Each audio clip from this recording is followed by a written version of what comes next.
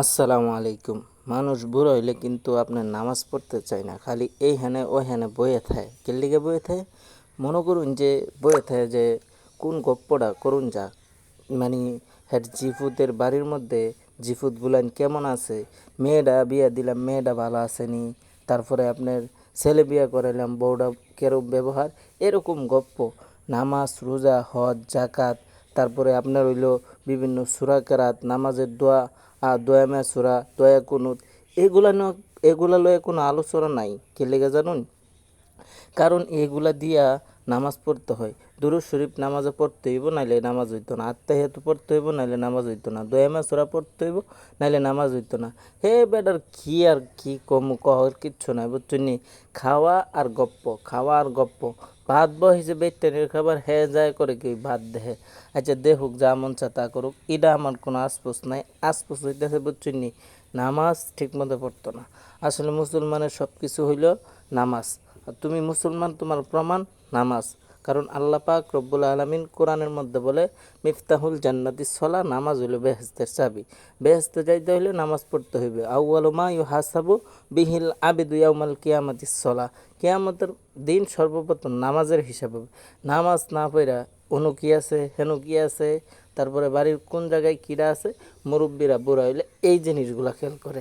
মানে মনে করে সব আঙ্গর করে আলাম, কিন্তু কিছুই যে পারতো না, এটার কোনো চিন্তা করে না, বুঝছেন নি?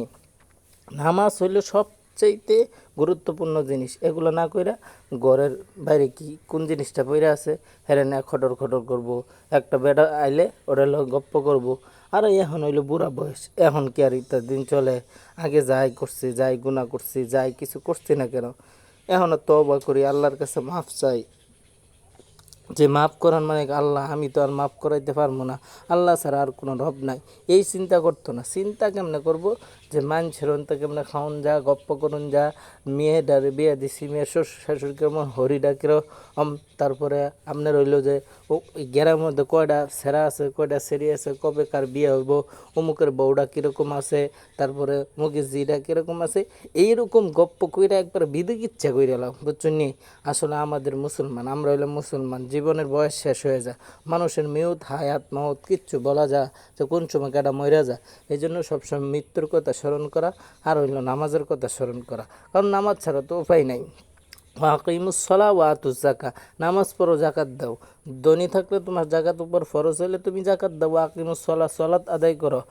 ইয়া আইয়ুহাল্লাযীনা আমানু কু আনফুসাকুম ওয়া আহলিকুম নার, নিজে বাঁচো জাহান্নামের আগুন থেকে, পরিবার পরিজনকে বাঁচাও। এটা হইলো কথা। এখন কথা হইলো যে নিজে নামাজ পড়তো না, নামাজ না পড়া ইনু কি আছে ওইটা কি আছে টুকটাক কাম করব, আর হইলো একবারে কাম করে বিদিক ইচ্ছা করে আসতেছে, বুঝছেন নি? এটা হইলো কথা। যারা মুরব্বী আছেন তাদেরকে এই ভিডিওটা আপনাদের জন্য। আপনারা করবেন কি, বেশি বেশি নামাজ পড়বেন, আর যুবক ভাইয়েরা এই ভিডিও থেকে শিক্ষা নেবেন।